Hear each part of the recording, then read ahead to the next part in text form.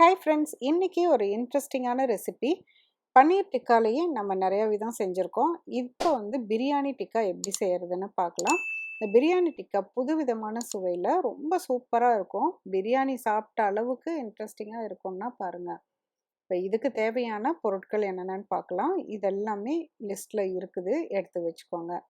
பிரியாணி டிக்கா செய்கிறதுக்கு 300 to 400 gram பன்னீர் எடுத்துக்கோங்க. இந்த அளவுக்கு மசாலா அரைக்கிறதுக்கு எப்படி செய்கிறதுன்னு பார்க்கலாம். கொஞ்சம் புதினா இலைகள், அப்புறம் இஞ்சி பூண்டு பேஸ்ட்டு, அதை ஒரு மிக்ஸி ஜாரில் போட்டுக்கோங்க. போட்டுட்டு இது கூடவே மசாலா பொருட்கள்லாம் சேர்த்திக்கலாம். மஞ்சத்தூள், மிளகாத்தூள், கரம் மசாலா, சீரகத்தூள், பிரியாணி மசாலா அது கொஞ்சம் தூக்கலாகவே சேர்த்திக்கோங்க. கூட கொஞ்சம் உப்பும் சேர்த்திக்கலாம்.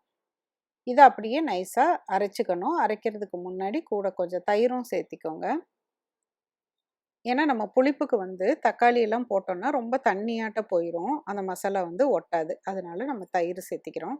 தயிர் வேண்டான்னு நினச்சிங்கன்னா எலுமிச்சம்பழம் ஜூஸ் சேர்த்திக்கலாம். இது கூட ஸ்பைசினஸை கொஞ்சம் தூக்கலாக கொடுக்கறதுக்கு பச்சை மிளகாவை பொடி பொடியாக நறுக்கி அப்படியே சேர்த்திருங்க. அரைக்கிறதுக்கு பதிலாக இப்படி சேர்த்துனா இன்னும் கொஞ்சம் டேஸ்ட்டு நல்லாயிருக்கும். இப்போ அதை எடுத்து வச்சுட்டு பன்னீரை சின்ன சின்ன ஸ்லைசஸாக கட் பண்ணிக்கலாம்.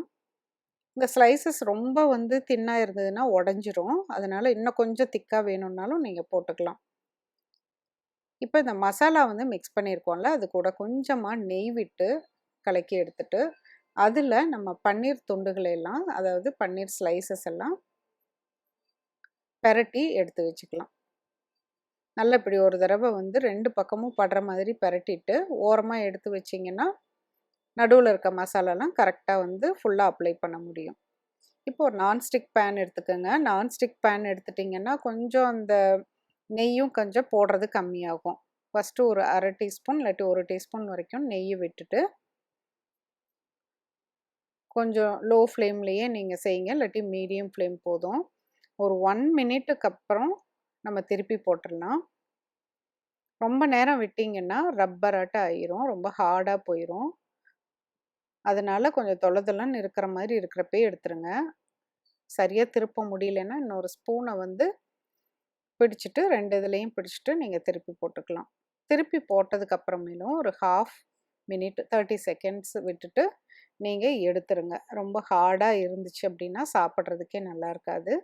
இப்போ இது பிரியாணி டிக்கா. பிரியாணி டிக்கான்னு சொல்லிட்டு நம்ம தயிர் பச்சடி இல்லாமல் சாப்பிட்டா நல்லா இருக்காது. ஸோ நீங்கள் ஆனியன் ரைத்தா கொஞ்சம் தயிரில் வெங்காயமும் பச்சை மிளகாவும் வெட்டி கொஞ்சம் உப்பு போட்டு மிக்ஸ் பண்ணிவிட்டு அதோடு சேர்த்து சாப்பிடுங்க. ரொம்ப சூப்பராக இருக்கும். கண்டிப்பாக செஞ்சு பார்த்துட்டு உங்கள் கமெண்ட்ஸை சொல்லுங்கள். மீண்டும் ஒரு புதிய ரெசிபியோடு சீக்கிரம் உங்களை மீட் பண்ணுறேன்.